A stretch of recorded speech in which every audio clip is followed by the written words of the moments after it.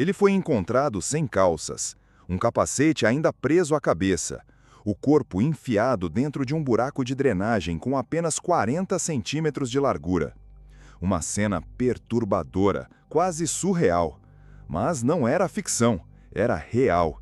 E aconteceu em um dos lugares mais vigiados e movimentados de São Paulo, o Autódromo de Interlagos. A primeira pergunta que ecoa é inevitável. O que ele estava fazendo ali?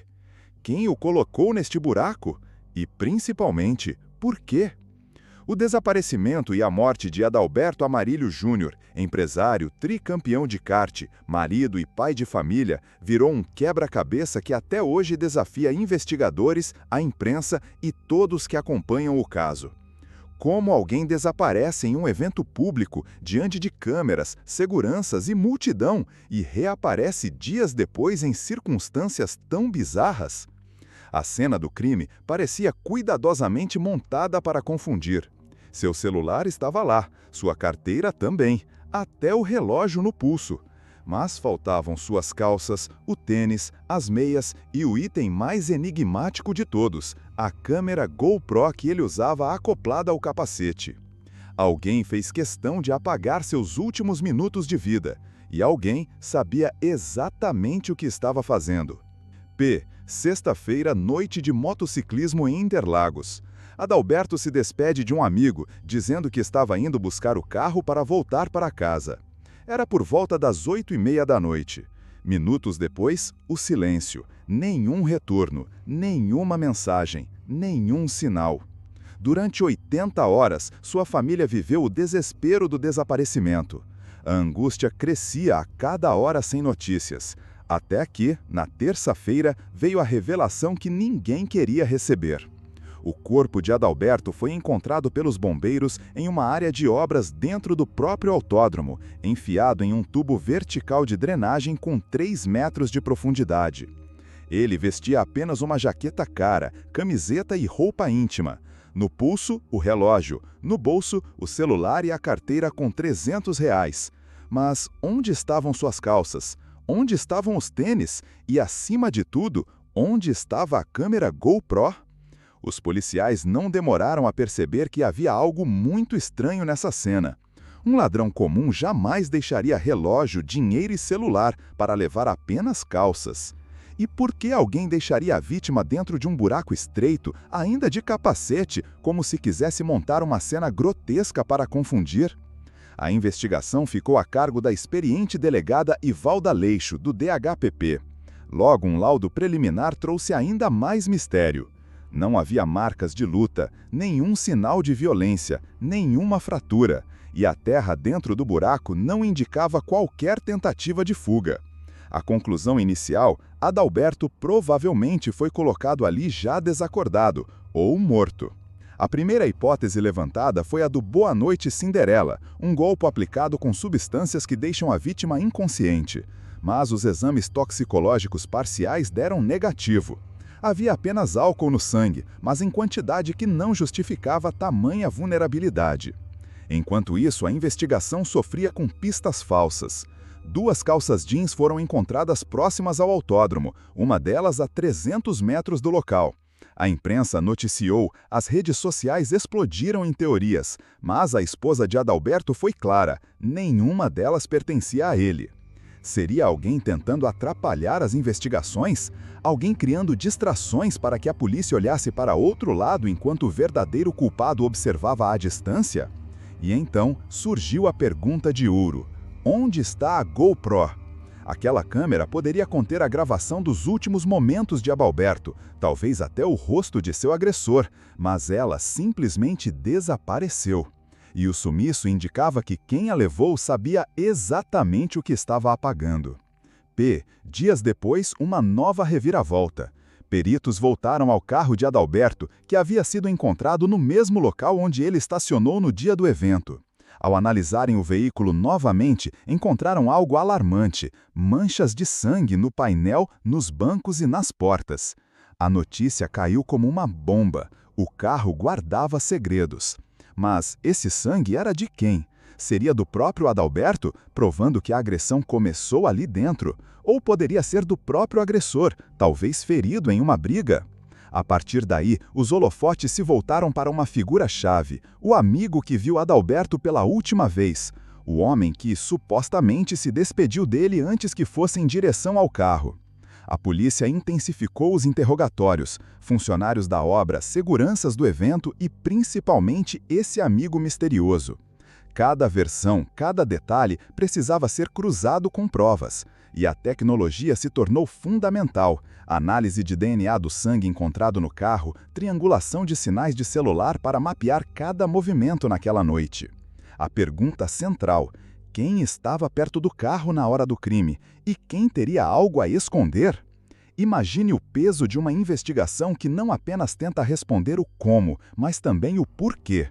No caso de Adalberto, cada detalhe parecia carregar uma armadilha, uma contradição, uma sombra que se movia entre a verdade e a mentira.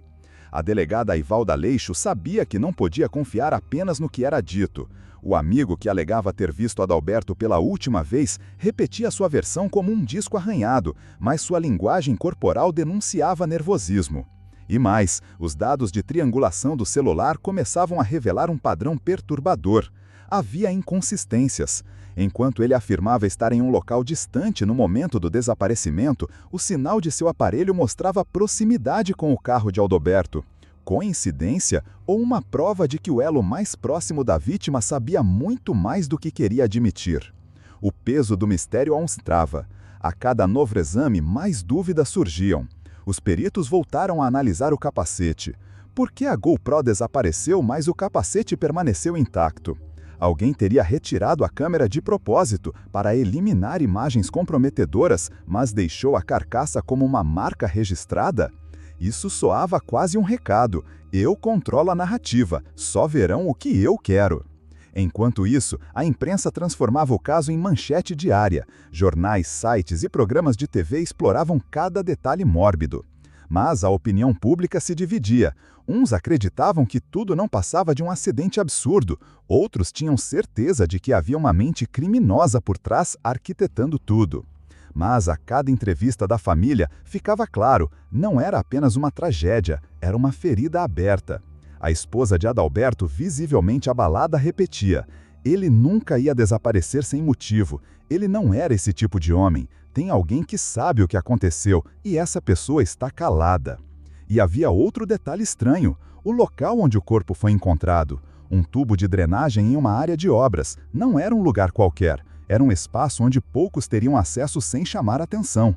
Como alguém teria conseguido levar o corpo até lá sem que nenhum segurança, nenhum trabalhador, nenhuma câmera tivesse registrado algo? Ou será que alguém da própria estrutura do evento ajudou a encobrir o que aconteceu? Essas perguntas pesavam sobre os investigadores. A possibilidade de que pessoas influentes estivessem envolvidas não podia ser descartada. Afinal, Adalberto era mais do que um simples espectador. Empresário de sucesso, campeão de kart, ele tinha contatos, conexões e, talvez, inimigos. Haveria ali uma motivação maior ou tudo teria surgido de uma briga banal que terminou em tragédia? As redes sociais amplificavam cada teoria.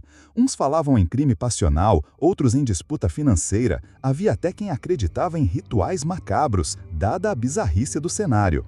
Mas a delegada precisava de provas, e as provas apontavam para duas peças-chave: o sangue encontrado no carro e a ausência da câmera GoPro. Quando o resultado do exame de DNA chegou, o silêncio na sala foi pesado. O sangue era mesmo de Adalberto. Isso confirmava, ele havia sido ferido no próprio carro, antes de ser levado para o tubo onde morreu. A narrativa de acidente começou a ruir. Não há como negar, alguém esteve com ele no carro, houve violência e houve ocultação de corpo. O caso agora tinha todos os elementos de um homicídio. E a suspeita mais incômoda permanecia: o amigo. O último a vê-lo, o primeiro a ser lembrado. Aquele que, de acordo com os rastros digitais, não estava onde dizia estar. Coincidência ou uma prova de que o elo mais próximo da vítima sabia muito mais do que queria admitir? O peso do mistério aumentava. A cada novo exame, mais dúvidas surgiam. Os peritos voltaram a analisar o capacete. Por que a GoPro desapareceu, mas o capacete permaneceu intacto? Alguém teria retirado a câmera de propósito para eliminar imagens comprometedoras, mas deixou a carcaça como uma marca registrada? Isso soava como uma mensagem, quase um recado silencioso. Eu controlo a narrativa, só verão o que eu quero. Enquanto isso, a imprensa transformava o caso em manchete diária. Jornais, sites e programas de TV exploravam cada detalhe mórbido. A opinião pública se dividia. Uns acreditavam que tudo não passava de um acidente absurdo, outros tinham certeza de que havia uma mente criminosa por trás, arquitetando tudo. Mas a cada entrevista da família ficava claro, não era apenas uma tragédia, era uma ferida aberta. E havia outro detalhe estranho. O local onde o corpo foi encontrado, um tubo de drenagem em uma área de obras, não era um lugar qualquer, era um espaço onde poucos teriam acesso sem chamar atenção. Como alguém teria conseguido levar o corpo até lá sem que nenhum segurança, nenhum trabalhador, nenhuma câmera tivesse registrado algo? Ou será que alguém da própria estrutura